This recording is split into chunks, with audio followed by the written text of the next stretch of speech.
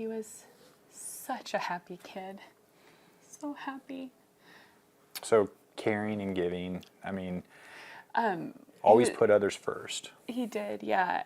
And funny, he'd play jokes. Just want to make people laugh, always. Want to make people laugh. As a little, well, he was never a little baby, let's be clear. He was a chubby little butterball. But as that little baby had that infectious smile, and we always joked with him because he would drool as a baby, and still sometimes he would drool when he would laugh. Like Yes. it's like he would just like get so Excited about whatever, and he'd still do that little drool thing just a little bit. He'd be embarrassed that I'm telling that secret. But. He loved messing with his friends, screwing around with his teachers, and you know, just again, he liked. I was telling you earlier, he liked getting people to laugh and getting people to feel a certain way, uncomfortable or. Our family get-togethers.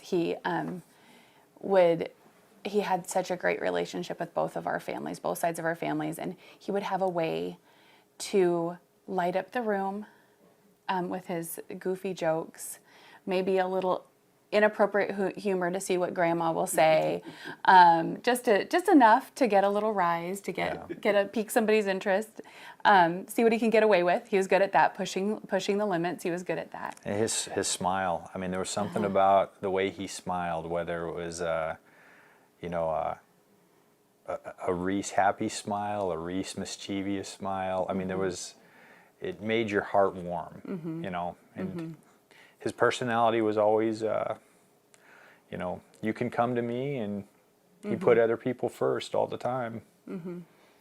He has a big brother that's 10 years older than him. So that is a different relationship, but still a good one. And Rob took time to mentor Reese. He taught him a little bit of guitar because Rob plays guitar. And when Rob was younger, he played baseball, and he did kind of mentor Reese when he started trying out the catcher position when he was like 7 or something. Yeah. Rob was helping him along, and still, like, even though they didn't talk every day, they when we got together, they would joke around those little. They both have different grins. Like Rob has a little smirk. And Reese just has this little like mischievous grin that you know they're up to no good. The love came, I think, immediately the first time he played t-ball.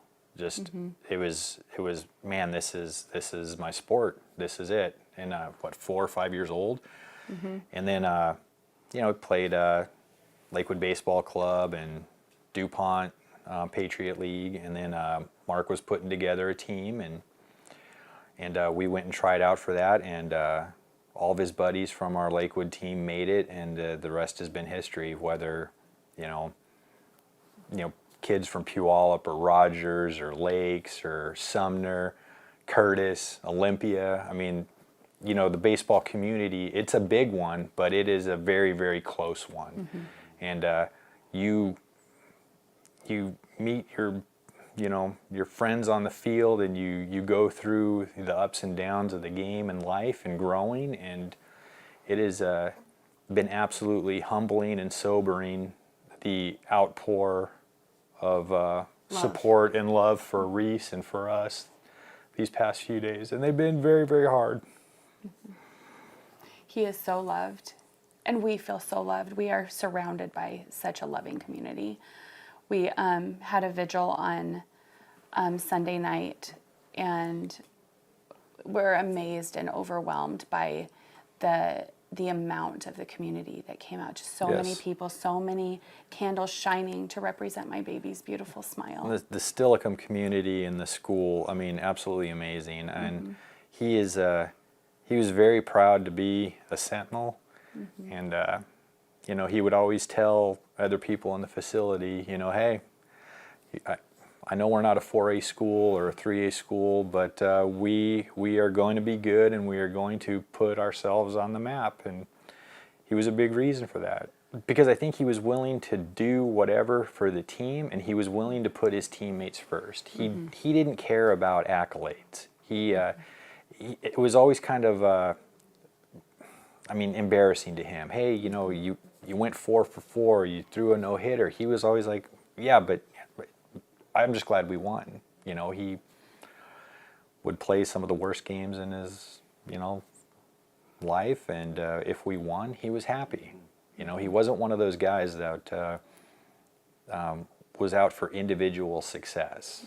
He wanted team success, team first, and I think people knew that, and that's why I think any of the coaches loved him. Is he wasn't necessarily there for him. Yes, he had goals, and yes, he wanted to accomplish things, but he wanted Steilacoom and New Level and whatever uniform he put on to succeed.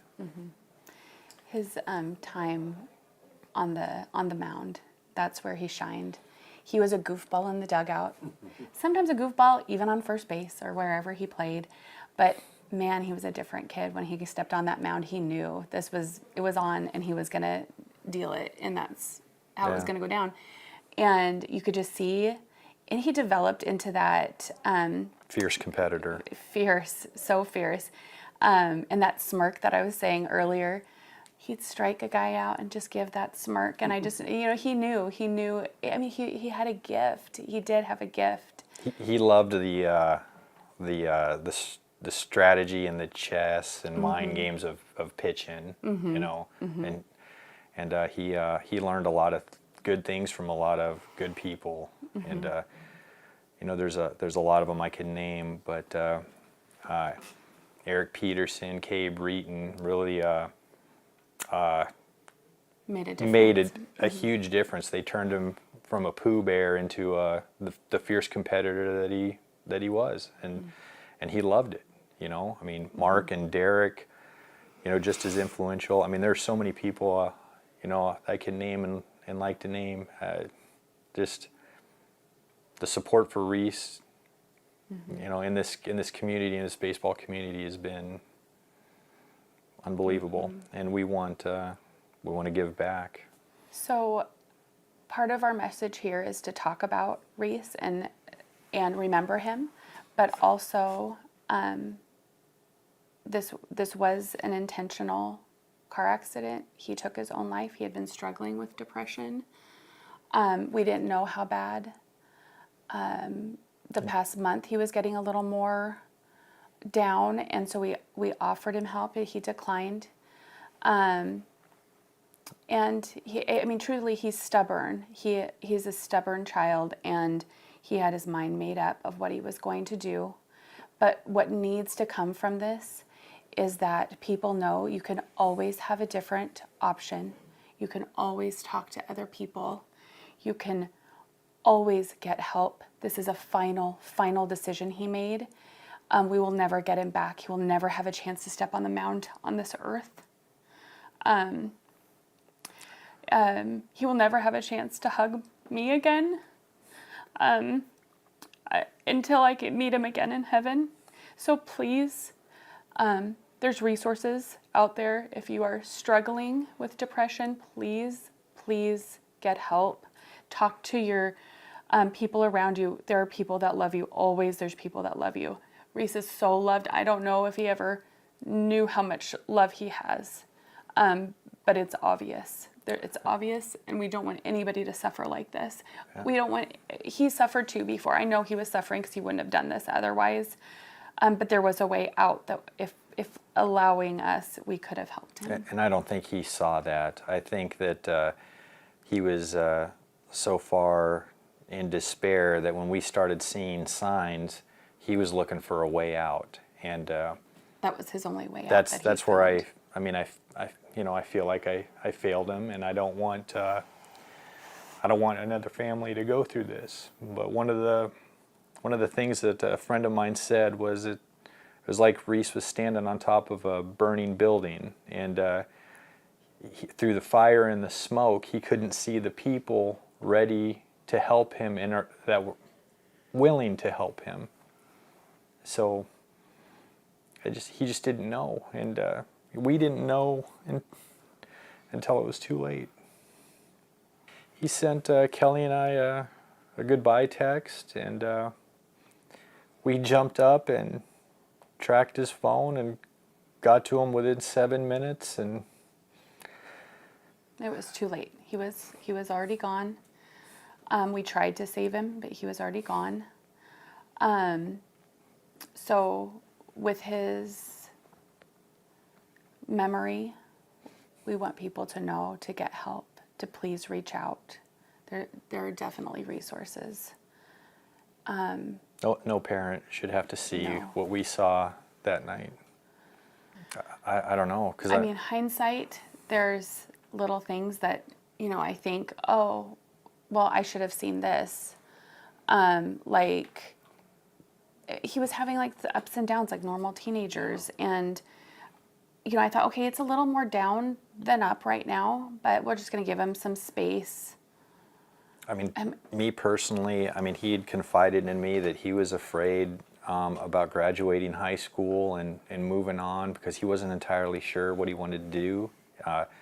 Like his major, he Right. knew where he was going to go. And so, we encouraged him to, hey, maybe a junior college. And then he got a, try out with Pierce, loved it, loved the coaches, they liked him, he committed, felt like there was some direction. But I think just the fear of, I don't know, that's maybe like a sign that, when I was looking these past few days, looking back, maybe, I don't know. And I think too, as parents, I did talk to Reese very openly about suicide since April.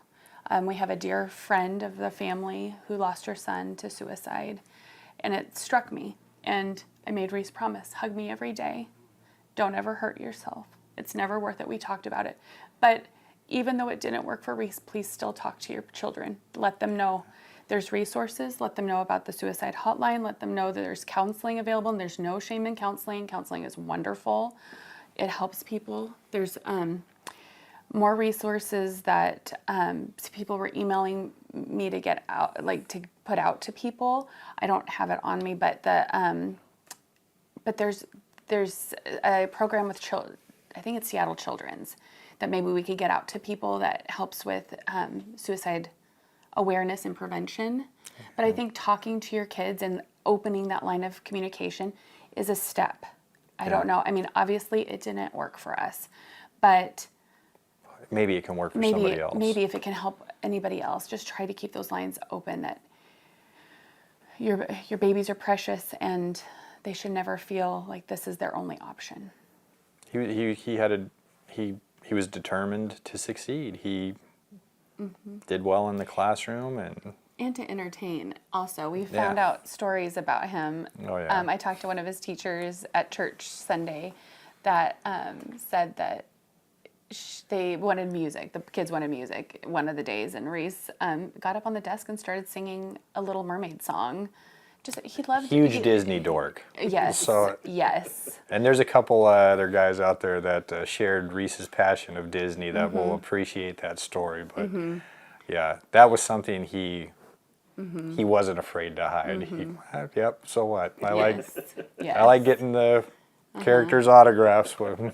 Yes. We have people have been sharing a lot of stories and a lot of memories. We're getting kids reaching out, sending videos. It's so kind. Sunday night, a little bit, there was a little euphoria and a little relief, and just finding out some things about him, some details. Like, we knew he was a good kid. We knew that he was looked up and made positive impacts. But hearing that and seeing it in some of these videos, we got a video the other night of. He jumped behind a teacher's desk when they went out, and he started typing up reasons Reese is the best.